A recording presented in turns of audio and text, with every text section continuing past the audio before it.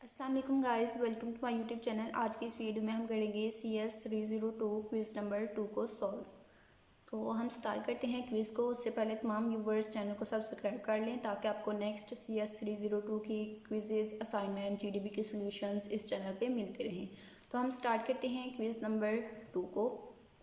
जो सबसे पहला हमारे पास MCQs है वो है कि which of the following 4-bit ALU has 5 function select inputs. ठीक है, तो कौन सा 4-bit ALU है जिसके 5 फंक्शन सेलेक्ट इनपुट्स के 5 फंक्शंस होते हैं। ठीक है, तो यहाँ पे हमें 4-bit ALU जो है वो गिवन है, तो हमने यहाँ पे करेक्ट आंसर जो है वो बताना है जिसके 5 फंक्शन सेलेक्ट इनपुट्स हैं। ठीक है, इस स्टेटमेंट को आपने जहन में रखना है और बिल्कुल भी कंफ्यूज नहीं होना।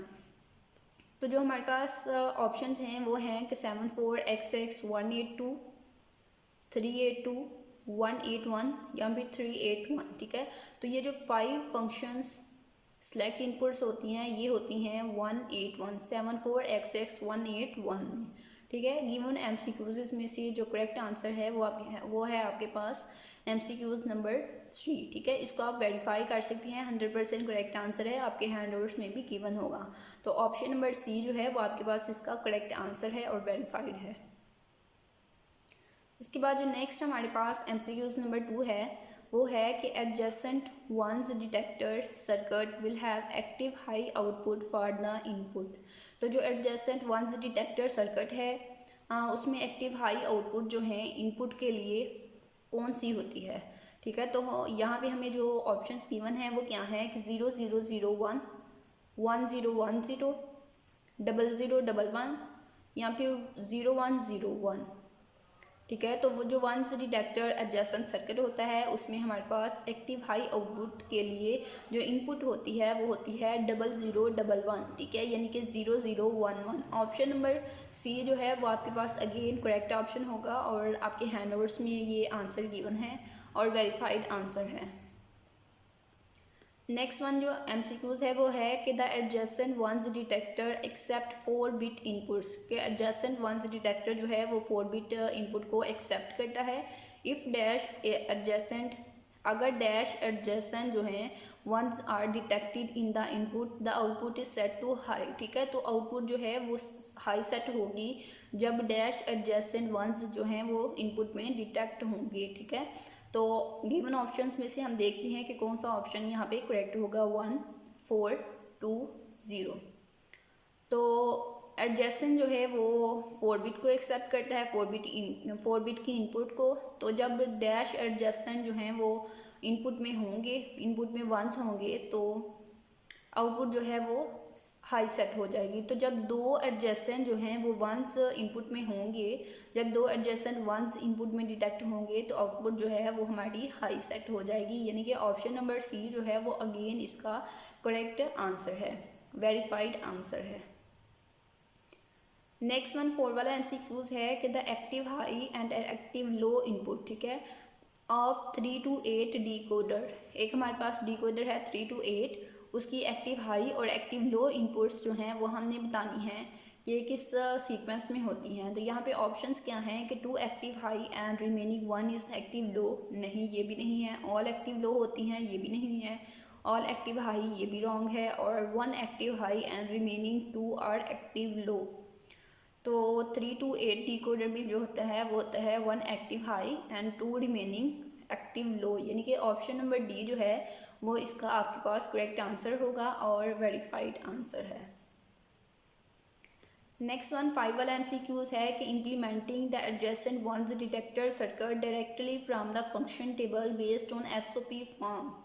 ठीक है, कि हम एक एडजेसेंट वंस डिटेक्टर सर्किट जो है उसको डायरेक्टली इम्प्लीमेंट कर रहे हैं SOP फॉर्म के फंक्शन टेबल के ज़रिए। तो उसके लिए हमें क्या रिक्वायर्ड होगा, रिक्वायर्ड डैश गेट्स। ठीक है, उसके लिए हमें कितने गेट्स रिक्वायर्ड होंगे फॉर, ठीक है, 8 प्रोडक्ट टर्म्स विद 8 इनपुट और गेट के लिए हमें कितने डैश गेट्स रिक्वायर्ड होंगे। ठीक है, अब हमें और गेट भी हैं हमारे पास और प्रोडक्ट टर्म्स 8 भी हैं, तो यहाँ पे हमें कौन से गेट और चाहिए होंगे, प्रोडक्ट टर्म, प्रोडक्ट यानी कि एंड। ठीक है, तो एंड गेट जो है उसमें हम प्रोडक्ट करते हैं, तो इट्स मीन कि हमें यहाँ पे एंड गेट चाहिए होगा। तो यहाँ पे हम देखते हैं कि MCQs में है 8 ऑड, तो 8 ऑड तो हमारे पास है, 8 एक्स ऑड नहीं, ये भी नहीं है। 8 एंड, ठीक है, 8 एंड जो है वो हमें रिक्वायर्ड हैं 8 प्रोडक्ट टर्म्स के लिए। प्रोडक्ट टर्म में हम मल्टीप्लिकेशन करते हैं और एंड की जो है उसमें भी हम मल्टीप्लिकेशन करते हैं। इट्स मीन के ऑप्शन नंबर सी जो है वो हमारे पास इसका करेक्ट आंसर होगा MCQs नंबर 5 का,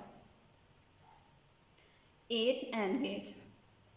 नेक्स्ट वन 6 वाला MCQs है कि in look ahead circuit G stands for, ठीक है, ये जो लुक आहिर सर्किट है इसमें जी जो है वो स्टैंड करता है किसके लिए, कैरी इनपुट के लिए, कैरी प्रोपोगेट के लिए, कैरी जनरेट या फिर प्रोपोगेशन डिले, ठीक है। तो जी स्टैंड्स फॉर कैरी जनरेट के लिए।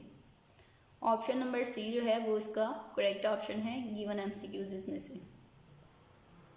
जो नेक्स्ट वन 7 वाला MCQs है वो क्या है कि the limitation in implementation of parallel binary adder is known as. तो पैरेलल बाइनरी एडर को इम्प्लीमेंट करने के लिए जो हमारे पास लिमिटेशंस होती हैं उनको हम क्या कहते हैं, कैरी इनपुट कहते हैं, कैरी आउटपुट कहते हैं, कैरी प्रोपोगेशन या फिर डिले कहते हैं, ठीक है। तो हम उसको कहते हैं कैरी प्रोपोगेशन, यानी कि ऑप्शन नंबर सी जो है वो हमारे पास इसका भी करेक्ट आंसर होगा कि जो हमारे पास पैरेलल बाइनरी एडर होता है उसको इम्प्लीमेंट करने के लिए जो हमारे पास लिमिटेशंस होती हैं उनको हम कैरी प्रोपोगेशन कहते हैं। Option number C is the correct answer. Next one MCQs number 8 है कि notional form is a unique way of representing. तो ये जो फॉर्म है ये एक यूनिक वे है किसको रिप्रेजेंट करने का, POS को यानी कि प्रोडक्ट ऑफ सम को, SOP यानी कि सम ऑफ प्रोडक्ट को, मिन टर्म्स को या फिर बूलियन एक्सप्रेशंस को, ठीक है। तो ये जो फॉर्म हमें गिवन है ये एक यूनिक वे है बूलियन एक्सप्रेशंस को रिप्रेजेंट करने का, यानी कि ऑप्शन नंबर डी जो है वो आपके पास इसका भी करेक्ट आंसर होगा MCQs नंबर 8 का। नेक्स्ट वन MCQs नंबर 9 है कि इन कैस्केडिंग प्रायोरिटी इनकोडर्स, ठीक है, कैस्केडिंग प्रायोरिटी इनकोडर्स में the EO output is connected to EI input of the encoder, ठीक है। EO जो आउटपुट है वो कनेक्ट होती है EI इनपुट इनकोडर के साथ जो कि हैंडल करती है किसको, लोअर प्रायोरिटी इनपुट्स को, हायर प्रायोरिटी इनपुट्स को, लोअर प्रायोरिटी आउटपुट्स को या फिर हायर प्रायोरिटी आउटपुट्स को। तो ये हैंडल करती है लोअर प्रायोरिटी इनपुट्स को, यानी कि ऑप्शन नंबर ए जो है वो हमारे पास गिवन MCQs में से करेक्ट आंसर होगा lower priority inputs, option number A. Next one last वाला MCQs है कि dash uses E square CMOS technology which is electrically erasable CMOS instead of bipolar technology and fusible links, ठीक है। तो MCQs क्या हैं, PROM, PAL, PLA या फिर गैल, ठीक है।